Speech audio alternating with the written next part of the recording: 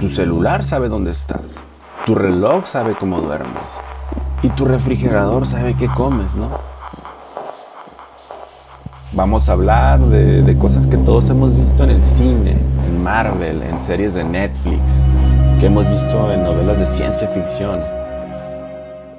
La ley en el papel es perfecta, pero en la práctica es otra historia. Bienvenidos a Hablemos Derecho, un espacio donde conectamos ambos mundos.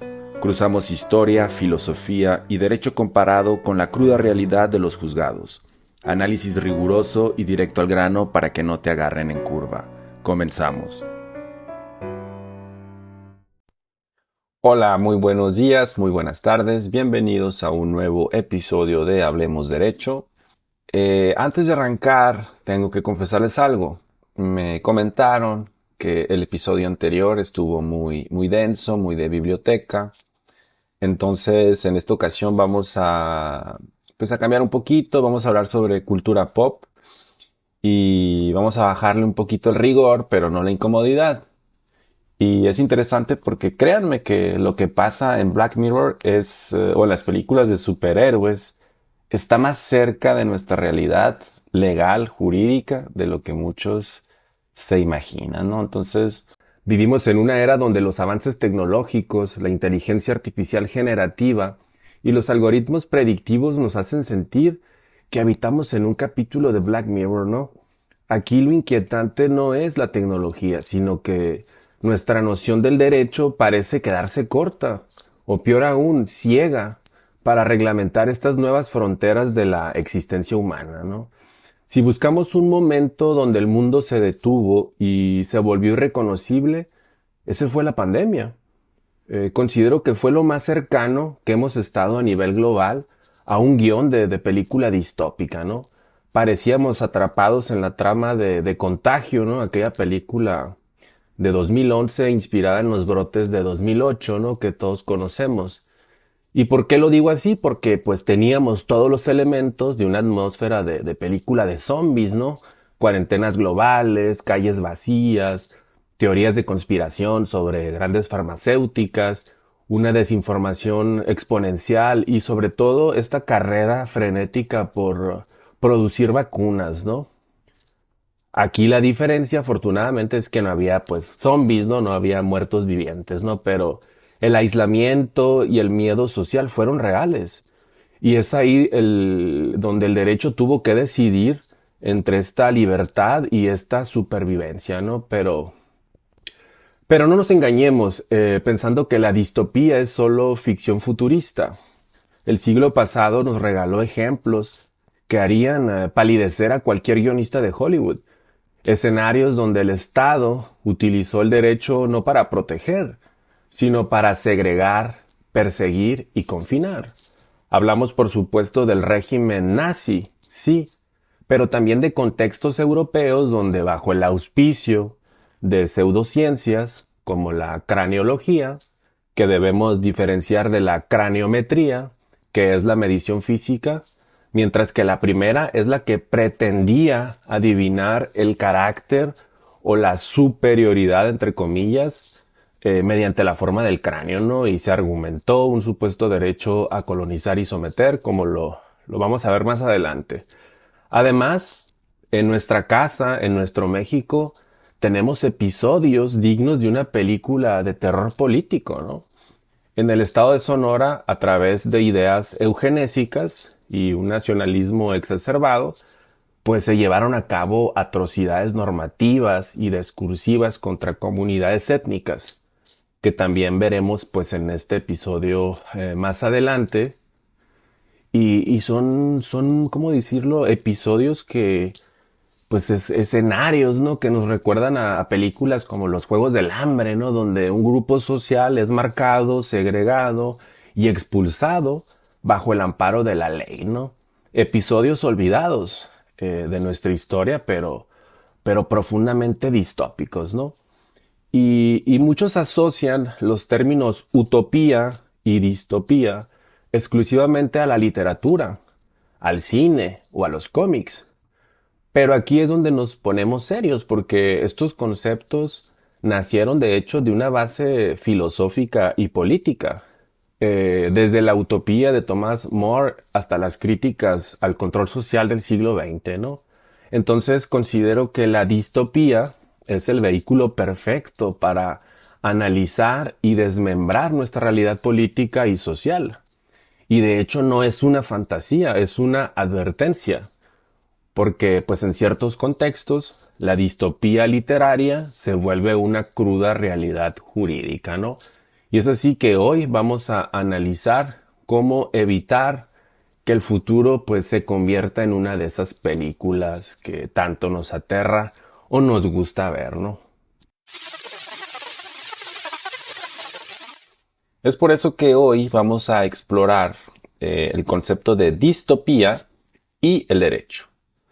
Pero para hablar sobre distopía y derecho, tenemos que hacer referencia al término de utopía, un término que se atribuye a Thomas More, que en 1516 publica una obra con un título que parece contraseña de Wi-Fi, un latinismo, ¿no? Libellus vere aureus utopia.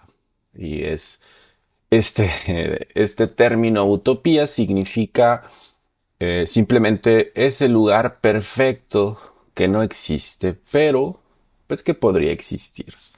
Entonces, utopía se usa en la ciencia ficción, en los libros de ficción, para describir estos lugares perfectos, ¿no? Y tenemos ejemplos como el de Aldous Huxley, muy famoso, El Mundo Feliz. Pero hoy nos interesa otro concepto, un concepto que es su antónimo. Nos interesa el término distopía. Y este término distopía fue acuñado o se atribuye a un personaje que se llama John Stuart Mill, quien en 1868 ante el Parlamento británico lo usa, ¿verdad?, para describir un gobierno que no busca el bien, sino el mal de los ciudadanos, ¿no? Entonces, eh, distopía significa todo simplemente cuando el orden deja de ser garantía y se convierte pues en pretexto, ¿no? Y aquí es interesante ver que la distopía moderna pues no siempre llega con tanques, no llega con guerras, llega con cosas pues con cosas más simples, ¿verdad? Como cuando aceptas los términos y condiciones de un servicio digital, ¿no? Que aceptas sin leer. Entonces, bueno, pues entremos en materia. Aquí hay que hablar primero que nada sobre este desfase tecnológico en relación a la normatividad.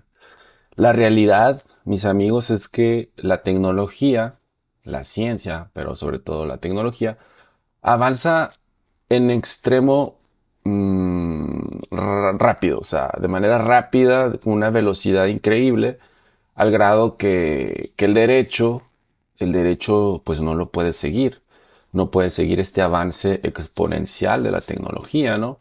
Y es por eso que hay este desfase entre tecnología y derecho, que cuando ciertos sistemas jurídicos, como cuando la Unión Europea adoptó la ley sobre inteligencia artificial, la firmó, se adoptó, entró en vigor, etcétera, la realidad que intentaba regular esta ley ya estaba a kilómetros de distancia, ¿no? Entonces ya iba tarde y el problema aquí no es por negligencia del legislador ni nada, ¿no? Simplemente pues que la tecnología va en modo actualización automática. Avanza, avanza, avanza, avanza, avanza, avanza. Y al mismo tiempo que la tecnología avanza, empresas, por ejemplo, hay empresas estadounidenses, ¿verdad?, que han hecho ya scrapping masivo de nuestros rostros, de nuestras caras, ¿verdad?, antes de que alguien se preguntara si eso es legal. Y así tenemos bases de datos masivas de reconocimiento facial funcionando, empresas legales establecidas, perdón, empresas establecidas legalmente. Y a veces el problema es que no hay un cuadro legal, no hay un marco legal que diga si lo que ellas hacen es correcto o incorrecto, ¿no? Desde un punto de vista legaloide, desde un punto de vista legal, ¿verdad? Se habla sobre una ausencia de un régimen de responsabilidad para la inteligencia artificial. Pero bueno, eso lo dejamos para otro momento. Ahorita lo que hay que decir es que no solo usamos tecnología. Y cuando digo que no solo usamos tecnología, me refiero a que vivimos dentro de ella.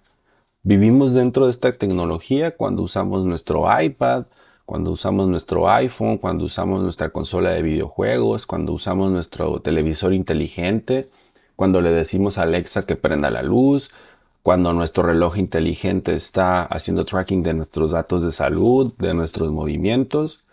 Entonces, tu celular sabe dónde estás, tu reloj sabe cómo duermes y tu refrigerador sabe qué comes, ¿no? Y lo más chistoso es que probablemente estos dispositivos tecnológicos saben más que tú de tus hábitos y de lo que tú estás haciendo, ¿no? Entonces, es interesante porque hay un concepto recurrente en diferentes dispositivos legales que habla sobre la minimización de la recolección de datos, ¿no? Palabras más, palabras menos. Hay que minimizar la recolección de datos. Y esto suena precioso, ¿no? Suena poético de vamos a hacer una minimización de recolección de datos. Pero, pero pues es como pedirle a Netflix que ya no te recomiende cosas. Esto no va a pasar. Estos dispositivos siguen funcionando, ¿no? Siempre y cuando haya, pues, electricidad, siempre y cuando haya internet. Y esta idea de electricidad e internet me hacen recordar hay un libro de un autor francés que se llama René Barjavel, que escribió en 1943 pues un libro de ciencia ficción, una ciencia ficción distópica que se llama Ravage. Y en esta historia, el señor Barjavel pone a nuestra disposición una historia donde una sociedad, la sociedad humana, colapsa, colapsa cuando la electricidad desaparece, ¿no? Y en este libro vemos como pues hay un caos en la sociedad, entre toda la raza, ¿no? En toda la gente que hay ahí. Y si bien este ejemplo de esta novela de las que les estoy hablando parece exagerado, pues la realidad de los hechos es que ni tanto, ¿no? Porque no sé si ustedes recuerden, el año pasado, el 28 de abril de 2025, en España, hubo un apagón masivo de electricidad, que en ese momento nadie sabía por qué, no se podía explicar, pero la consecuencia de este apagón masivo es que pues el internet se cayó, los semáforos no funcionaban, el transporte público se paralizó, y pues como consecuencia teníamos ahí a todos los españoles sin tecnología, no teníamos, o sea, el orden normativo se volvió incluso, hablando en términos legales, pues decorativo, ¿no? O sea, todo el mundo hizo lo que quiso y todo el mundo hizo lo que pudo y este ejemplo es interesante, ¿no? Por ese lado. Entonces, aquí todos podríamos coincidir en que los episodios de Black Mirror en Netflix, pues no son una ficción, o sea, ya son cuestiones operativas que se pueden ver, que se pueden o escuchar, ¿verdad? En la vida real. Hay un ejemplo que me gusta mucho, es el ejemplo del algoritmo. Hay lugares del mundo donde para acceder a ciertos servicios, un algoritmo te va a decir sí, sí o no, ¿verdad? Y el ejemplo clásico es el tema, por ejemplo, en las universidades. Hay un algoritmo en ciertos lugares del mundo donde este va a decidir sobre una trayectoria académica a escala nacional.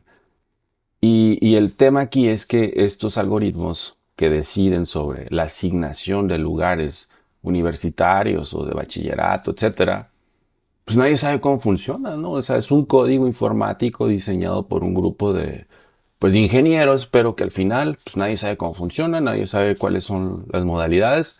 Sin embargo, pues los estudiantes tienen que comportarse o buscar comportarse a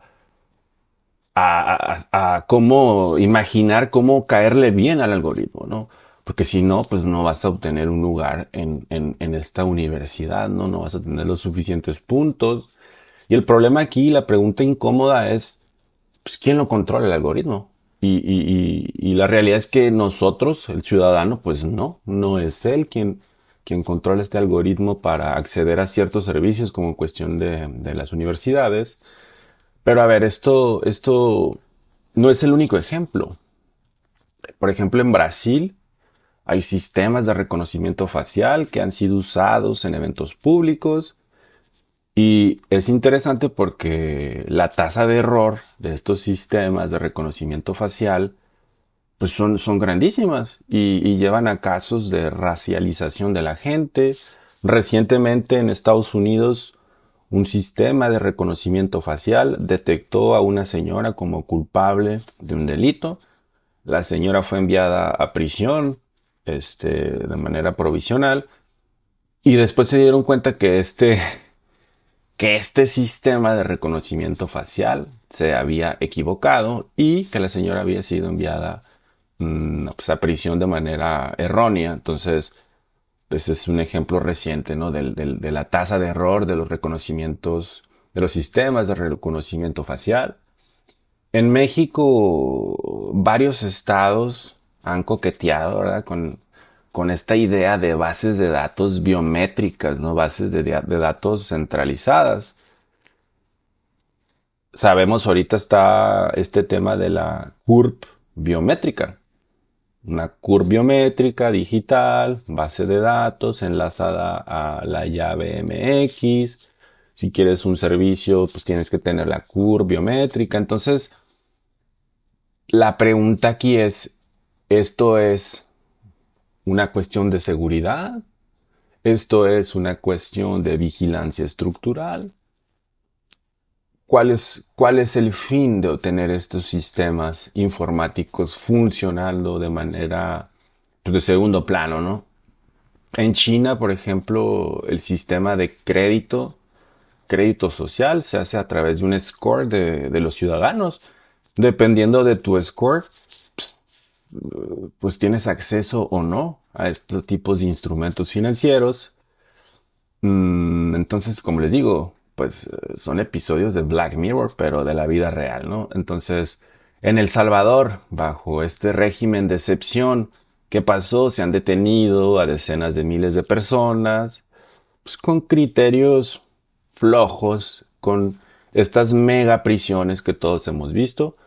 Aquí no se trata de decir si como que si la función de la megaprisión es bueno o malo para disminuir la tasa de criminalidad en un país dado, no, sino esta idea de megaprisión con cientos de personas al interior que fueron detenidas simple y sencillamente por cómo te ves, ¿no? O sea, quizás este tema de El Salvador no es tanto un tema de tecnología, pero sí, ¿verdad? De esta idea de distopía, de este tema distópico, ¿no?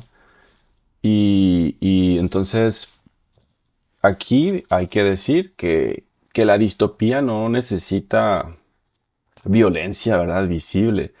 Aquí lo interesante es ver cómo este sistema social va a funcionar mejor cuando la gente se dice, pues, no tengo nada que esconder, yo hago mi vida normal y poco a poco vamos, pues aceptando y normalizando estos tipos o diferentes tipos de sistemas de fotomultas o el C5 con las cámaras en las ciudades. Lo vamos aceptando y al final pues no nos damos cuenta de cuánta libertad hemos perdido y cuál es la línea divisoria entre seguridad y mi vida privada, ¿no? Entonces, este punto aquí me gustaría tocar pues, un tema pues, que todos conocemos, que es el de la pandemia. Y la pandemia pues, sirvió, ¿verdad?, como una especie de experimento jurídico global en tiempo real. Varios países del mundo tuvieron confinamientos masivos, tuvimos toques de queda, las fronteras se cerraron, el uso obligatorio de mascarillas. estos sistemas para tomar la temperatura de la gente, el uso de gel antibacterial, etcétera, ¿no? Y además, o sea, además de todo esto, lo fascinante, ¿verdad? Es cómo los derechos fundamentales se suspendieron. Una suspensión de derechos fundamentales y con una aceptación social. Entonces, por ejemplo, en América Latina, en Argentina, uno de los confinamientos más largos del mundo. En Perú, pues hubo medidas militares para controlar movilidad. En México sí fuimos más, digamos, más laxos, pero aquí donde se vuelve distópico en el contexto mexicano, pues es en la desinformación brutal que hubo, ¿no? Ya en Europa, por ejemplo, había un pase sanitario que condicionaba tu acceso a restaurantes, a trenes, a vida social. Y el punto interesante, el punto legal aquí es que pues el derecho, como tal y como lo conocemos, no desapareció, simplemente se flexibilizó, ¿no? El derecho. Entonces, como en los libros de Orwell, pues no necesitas imponer un control eterno, aun y cuando este es temporal, pues con que acostumbres a la gente a estas medidas, pues hablamos de un mundo distópico. Y el COVID, la etapa COVID, yo pienso que es de los momentos distópicos pues, recientes pues, más icónicos, ¿no? Entonces, es muy interesante para el tema de la distopía, ¿no?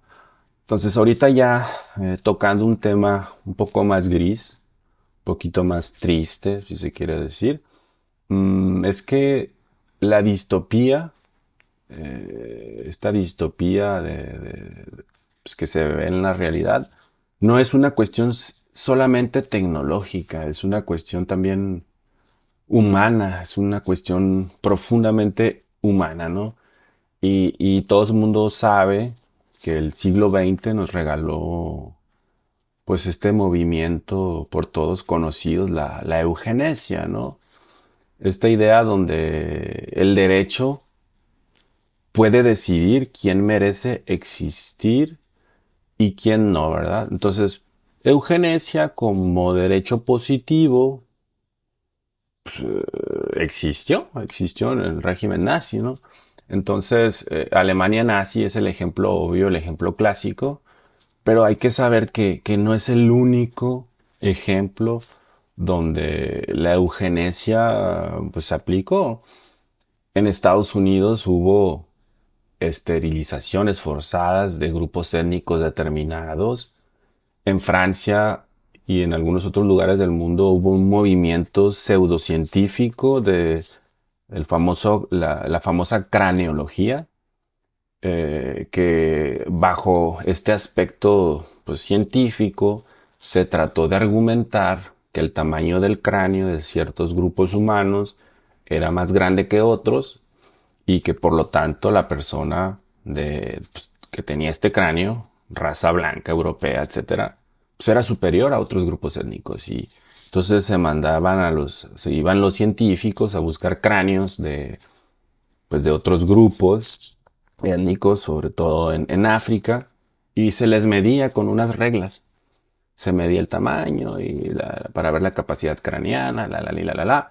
Evidentemente, evidentemente, pues esto era pseudociencia. Nunca se comprobó que un grupo étnico fuese superior a otro. Era una charlatanería. Sin embargo, desde el punto de vista legal, en ciertas discusiones parlamentarias de algunos países, sí se hablaba bajo el auspicio de esta pseudociencia, craneología, de un supuesto derecho para ir a colonizar otros lugares, ¿no? Y sin entrar mucho en el detalle, algunos legisladores en algunos países discutían utilizando estos argumentos. Bueno, entonces, interesantísimo, pero bueno, no vamos a entrar mucho en ese tema. Sin embargo, este tema sí quiero entrar Y es que este tema de la eugenesia no es algo único de Estados Unidos, ni de Francia, ni de la Alemania nazi. En México también tuvimos movimientos inspirados o al menos que hayan nacido, ¿verdad? De manera convergente, así, espontánea, pero pues no, estaban alimentados por estos discursos pseudocientíficos. Y en México, específicamente en Sonora y en algunas otras entidades federativas, existió un movimiento antichino. Existió el antichinismo en Sonora. Y hablamos de una persecución, hablamos del despojo, hablamos de segregación, pues del ciudadano chino que vivía en nuestro país en el siglo pasado. Y este movimiento, hay un libro muy interesante editado por la Suprema Corte que se llama así, el antichinismo en Sonora. Y en este libro se documentan pues cómo los ciudadanos chinos, pues entre otras cosas, ¿no? Te explican todo el contexto del movimiento antichino, de la segregación en Hermosillo, en Nogales, etcétera. Hago una pequeña pausa aquí porque mientras editaba me di cuenta de que omití un dato fundamental que aterriza de forma impresionante esta idea pues de la distopía en nuestro propio país. A veces pensamos en la eugenesia como un concepto lejano, como un concepto extranjero, pero fíjense que en este caso, entre 1910 y 1930, en el estado de Sonora, existió, de hecho, un movimiento nacionalista que utilizó argumentos pues de higiene, ¿no? Movimientos higienistas y de eugenesia para segregar a la comunidad china. Y lo preocupante desde el punto de vista legal en este análisis es de ver cómo se institucionalizó esta exclusión. Y es así que en 1923 la legislatura de Sonora aprobó la Ley 27, que ustedes pueden encontrar fácilmente en internet. Y esta Ley 27 pues es o fue un andamiaje legal que obligaba a la creación de barrios chinos. Y estos barrios chinos eran en esencia pues guetos establecidos por la ley para separar a esta comunidad del resto de la población, ¿no? Estos guetos se establecen bajo la premisa de proteger una supuesta pureza racial, ¿no? Una pureza racial del mestizo mexicano, ¿no? Y esta situación, este movimiento contó, de hecho, con el respaldo de figuras políticas de la talla de Plutarco Elías Calles. Y con esta ley, pues se prohibieron matrimonios, se restringe la operación de negocios por parte de esta población, basándose en saberes médico-biológicos de la época, ¿no? Entonces, por eso cuando hoy analizamos ficciones como las de Black Mirror, es vital pues recordar que en nuestra propia historia del derecho no siempre el derecho no siempre ha sido un escudo de protección, a veces ha sido de hecho la herramienta técnica para legalizar la discriminación y el control social. Continuamos con el episodio. Y de cómo se interpusieron amparos para proteger los derechos fundamentales de estas personas chinas, mientras el propio sistema legal, el propio gobierno los excluye, ¿no? Entonces, pues es interesante, ¿no? Hoy en día podemos decir que si bien estos movimientos de la eugenesia no pudieron encontrar al ser humano superior, ¿verdad? Ya sea por la persecución, el despojo, la segregación o a través de la craneología encontrar un ser humano superior. Hoy tenemos modificación genética, podemos tener ingeniería genética, modificar el genoma humano Podemos tener bebés diseñados y aquí entramos ya en este aspecto de la bioética, de la biopolítica, y la pregunta pues aquí ya no es si se puede o no modificar al ser humano, es quién puede decidir qué es mejorar al ser humano. Y fuera, o sea, fuera de todo cuadro normativo, de todo cuadro legal, sería ingenuo pensar que no hay experimentos científicos, ¿verdad? Pues que estén trabajando esta idea de modificación genética, pues sí, de buscar, por ejemplo, crear un super soldado, de respirar más tiempo debajo del agua, de que el sol, no sé, no active la melanina para que bla, bla, bla. Cuestiones así probablemente estén ocurriendo, probablemente no, pero sería ingenuo quizás pensar que no existe, ¿no? Pero bueno, esta cuestión de distopía, hay que decir que esta distopía literaria, esta distopía de ficción, pues no son solamente advertencias, son de hecho como una especie de manual, un manual que se ve, o sea, se ve en la realidad. En China, por ejemplo, cuando fue la revolución cultural de Mao, pues hubo una persecución de intelectuales, una destrucción del conocimiento, se quemaron miles de libros y todos aquellos libros que no estaban en el programa cultural de Mao, pues fueron erradicados. El intelectual que iba en contra de esta revolución cultural, pues perseguido. Es como una especie de Fahrenheit 451, ¿no? Como esta famosa obra de Fahrenheit 451, la revolución cultural china, encaja perfectamente en esta obra de ficción.